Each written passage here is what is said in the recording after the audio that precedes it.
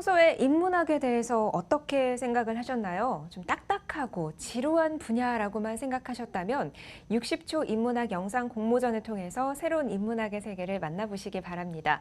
사실 그동안 기술의 발전에 묻혀서 조금은 멀리했던 인문학 분야가 다시 인기를 얻게 된 데는 분명 이유가 있을 겁니다. 우리 사회를 이끌어가는 힘, 인문학과 관련된 재미있는 공모전 이야기 함께 해보도록 하겠습니다. 올콘 파트장이자 한국경제신문 대외협력국의 박재근 차장과 함께합니다. 어서 오세요. 네, 안녕하십니까. 네, 오늘 우리가 이야기해볼 주제가 평소에 저희가 소개해드리는 공모전 주제와는 좀 달라요. 인문학인데요. 먼저 많은 분들이 어떤 공모전인지 궁금하실 것 같아요. 60초 인문학 영상 공모전, 어떤 공모전인가요? 예, 우선 이 영상 공모전은 재단법인 플라톤 아카데미에서 진행하는 공모전인데요. 네. 그 인문학 확산과 발전을 위해 마련된 공모전이라고 합니다. 그리고 올해 2회째인데요. 1회째 때는 그 젊은 층을 대상으로 이제 인문학 확산을 위해서 진행됐던 건데 네. 올해는 응모 대상을 제한을 없앴습니다. 누구나 참가 가능하고요. 그리고 개인 또는 팀으로 신청이 가능한데 팀은 4명까지 가능합니다. 그리고 시상금 자체가 적은 시상금은 아닙니다. 1등이 500만 원에 총 시상금이 1,300만 원인 이런 공모전이고요. 네. 접수 마감은 8월 9일까지 참고하시면 될 것 같습니다. 네, 요즘은 뭐 토크 콘서트나 대학 강연에서도 인문학과 관련된 강연이나 뭐 주제가 참 많던데요. 그만큼 인문학이 관심이 좀 많다 이렇게 봐도 되겠죠. 그런데 이번 공모전의 주제가 뷰티풀 라이프예요. 뭐 아름다운 삶과 죽음, 좀 추상적이라는 생각이 드는데 어떻게 준비를 하면 좋을까요? 예, 우선 저도 그 주제를 보고 나서 네. 한번 주최 측에 문의를 해봤습니다. 저도 맨 처음에 봤을 때 되게 포괄적이더라고요. 그렇죠. 이걸 가지고 어떻게 주제를 잡아야 되는지 네. 좀 접근성이 어려웠었는데 그 얘기를 들어보니까 어떻게 보면 상당히 포괄적이면서 쉽더라고요. 예를 들어서 이러죠. 뭐 본인이 삶에 네. 행복을 느낄 수 있는 거. 예를 들어서 자전거가 본인의 행복이다. 그럼 자전거를 타고 가면서 느낄 수 있었던 뭐 아름다움이나 아니면 자전거를 타면서 뭐 먹을 것을 맛있는 맛집을 쫓아다녔습니다. 네. 그런 내용 안에서 삶의 맛집, 그 삶의 즐거움을 찾을 수 있다면 그런 쪽으로 인문학적인 부분을 찾아서 영상으로 표현하면 되고요. 만약에 죽음이라고 하면 어떻게 보면 굉장히 우울은 하지만 네. 그 어차피 사람은 태어나면 한 번은 죽는 거잖아요. 그러니까 비극적이나 이쪽으로 접근하는 게 아니라 뭐 죽기 전에 본인이 해야 될 뭐 100가지라든지 어떤 이런 죽음에 대한 부분도 인문학적으로 접근하시면 될 것 같은데 뭐 인문학이라는 학문 자체가 굉장히 포괄적이잖아요. 그렇죠. 좀 어떻게 보면 좀 재밌게 삶과 죽음을 자기 생활에서 근접하게 찾아서 영상으로 만들어주시면 되는 공모전이죠. 평소에 이렇게 소소하게 생각했던 부분들에 대해서 이야기를 해보는 것도 참 좋을 것 같아요.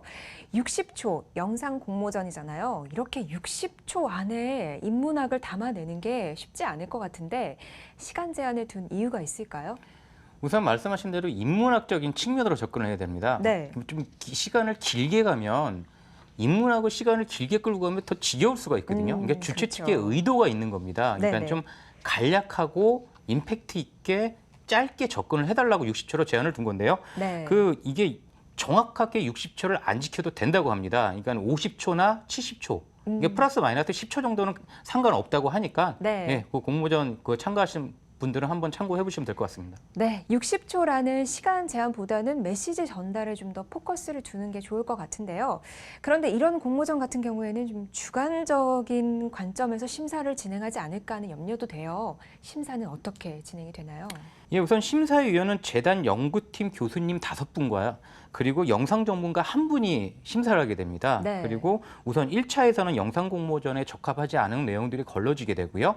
그 2차 심사에서는 적합성, 인문학적인 측면으로 해서 이게 맞는지에 대한 부분을 먼저 보게 되고요. 활용성에 대한 부분입니다. 인문학 강의나 어떤 대외적으로 사용할 수 있는지에 대한 부분을 함께 보게 되고요. 창의성, 찬심성, 그리고 완성도를 보게 됩니다. 그러니까 이런 쪽으로 그 포커스를 맞추셔가지고 예, 영상 준비하실 때 참고를 하시면 될 것 같습니다. 네, 많은 분들이 사실 도전하고 싶지만 어떻게 준비를 해야 될지 몰라서 좀 막막하실 것 같은데 준비하시는 분들께 팁을 좀 부탁드릴게요.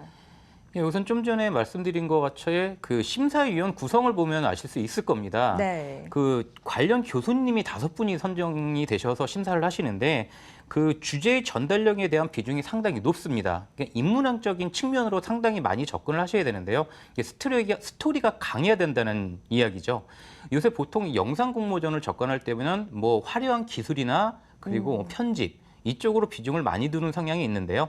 이쪽보다는 스토리를 최대한 단단하게 접근을 하시면 될 것 같고요. 네. 그리고 또 하나 피하셔야 될 부분이 있습니다. 기존 영상들을 보면 인문학에 대한 좋은 이야기를 늘어뜨린, 그러니까 좋은 이야기만 모아서 편집하는 성향의 영상들이 있는데 네. 이런 쪽으로 접근하시면 수상하기가 어렵다고 합니다. 그러니까 참가하시는 분들 뭐 참고하시면 될 것 같습니다. 네, 탄탄한 스토리 그리고 진정성 있는 이야기가 좀 수상 가능성이 높다는 점 염두에 두셨으면 좋겠고요. 전년도에는 많은 작품들이 몰렸다고 들었는데 올해 예상 경쟁률은 어느 정도 될까요? 우선 전년도 기준으로 해서 167건이 들어왔답니다. 그러니까 그 25개 팀 시상을 했었는데요. 그 한 7대1 좀 밑으로 이제 경쟁률이 이루어졌습니다. 올해도 전년 대비해서 비슷한 수준 그리고 약간 높을 거라는 예상을 하게 되는 거죠. 지금까지 60초 인문학 영상 공모전 박재근 차장과 함께했고요. 오늘 나와주셔서 감사합니다. 네, 고맙습니다.